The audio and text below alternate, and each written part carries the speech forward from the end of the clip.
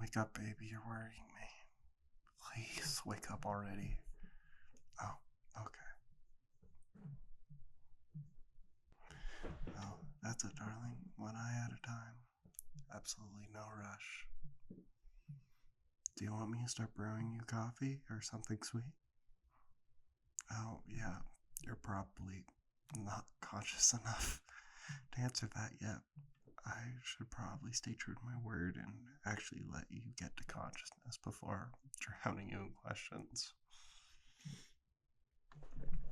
Sorry, this is asking too much, but could you please answer any of what I just asked you? Your lack of response is actually killing me. You know, I've been waiting to tell you so much for these 3 years that I've watched you. The anticipation building up is making my heart feel like it's gonna explode. Oh, okay. That's the first question you're going with. Even though that wasn't one of the choices I gave you. No. I'm the issue here. I was just nervous. Plus, you're the one tied up in a stranger's basement. You should be the one asking questions, not me. So, on the topic of why you were tied up, well, to keep it simple, you seem to be a magnet for misfortune, and the pain you've endured as of recently showed me that it's too dangerous for you out there. So, I brought you here. So you couldn't get caught by all life's problems. May have been getting fired from your job, losing all that money when you went to the casino, and not to mention those stalkers that have been following you. Oh, yeah, I guess you wouldn't know about that last one. I could have been content watching from the shadows as you smiled in the summer sun, but unfortunately that didn't happen.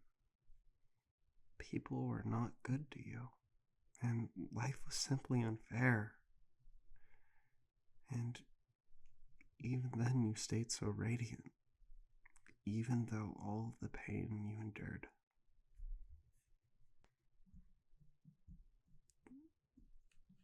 I remember in that one group project you were in, you would try so hard to help, but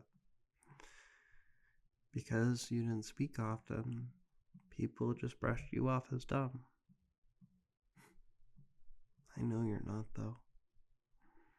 Actually, I think you're unbelievably intelligent. You just need someone who will work with you to sort out how incredibly fast that brain of yours works. But that's the thing. No one was there for you.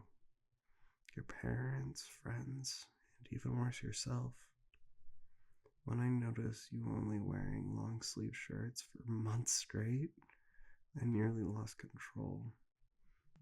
I wanted to purge the city of the heretics that would harm such a beautiful person's heart.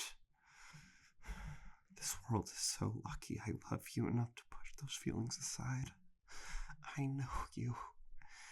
And if a possibly good person's blood was on your hands, you wouldn't be able to sleep another sound night for the rest of your life.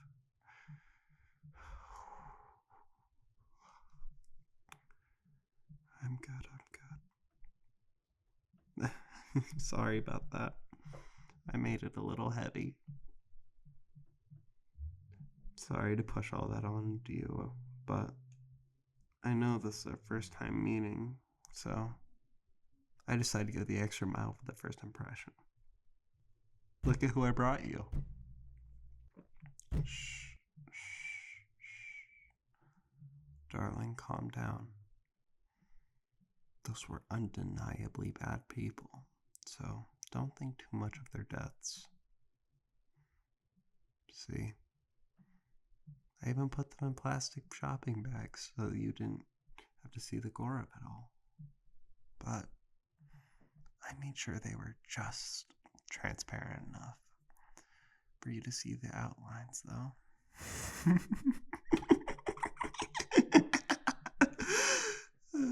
Sorry. Sorry. Just when I think about harming those who brought you distress, it gets me more excited than I would like to say. These are the heads of those 3 heretics of love who stalked you. Some of them are more rotten than others, but I kept them as trophies nonetheless. And don't worry, they didn't even get a day of watching you before I handled them. How did I know they were stalking you? Didn't you hear me, darling? I was stalking you. Every day without fail, I would watch you day and night.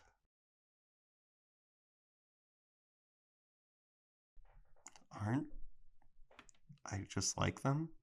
Honey, darling,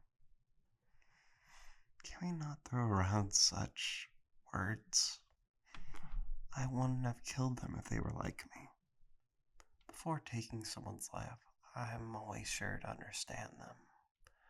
And in this case, I tortured them into telling me why they stalked you.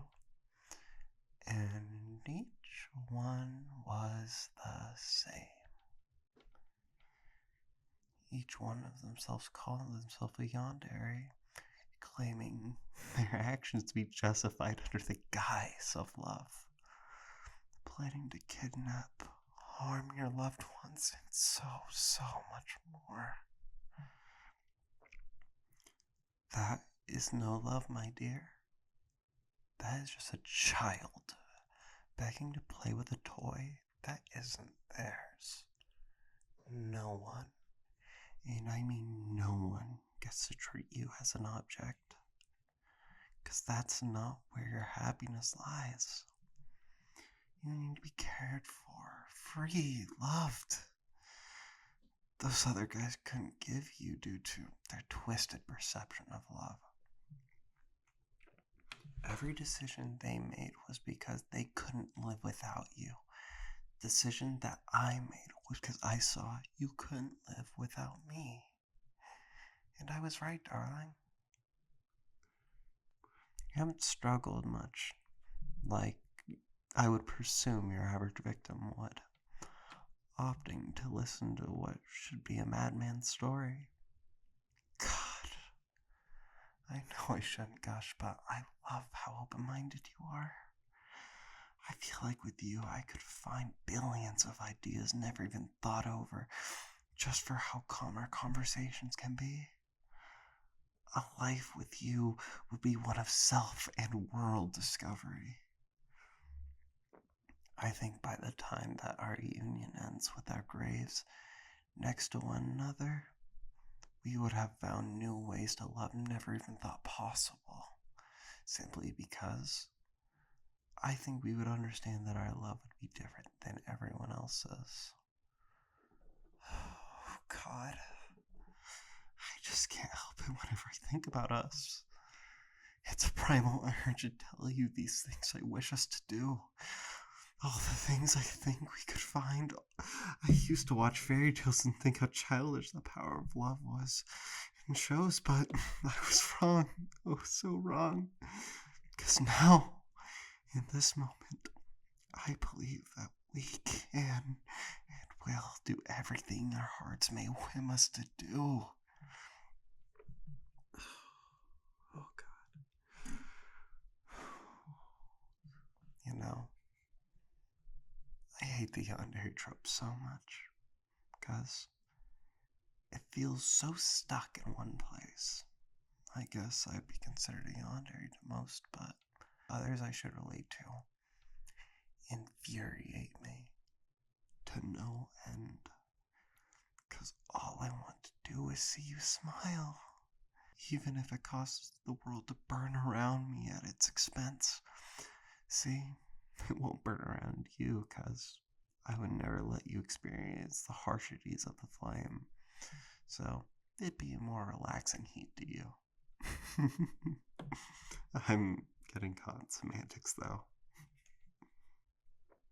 It's so easy to when I'm by your side, because I can trust you with my poetry.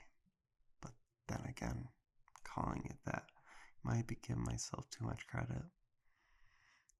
Feels like the only accurate way to say it, because when my words leave my mouth, it makes me tear up and feel the siphoning of my emotions straight from my heart to your ears. I don't know what else I could call this transferring of emotion besides poetry.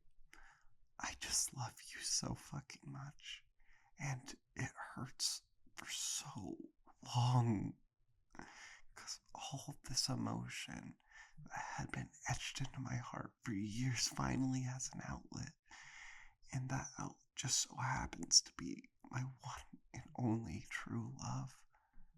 Darling, please tell me you can feel how desperately I love you.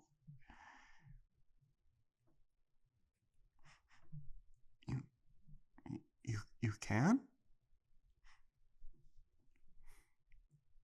Oh, oh, oh, okay.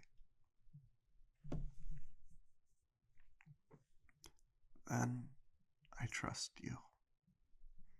Please don't run away. I'm fine if you report me after, but please, will you sleep with me? I mean, not in a dirty way, because I also love you so much. I find it hard to see you that way. Not that you're not pretty, of course. I'm just, if I could see you in your naked form, then I would be, you know? You know what? Please just forget it. I'm tired, and if you would have me, I really want to feel your warmth. You will? I love you so much. Thank you. Thank you, thank you, thank you, thank you.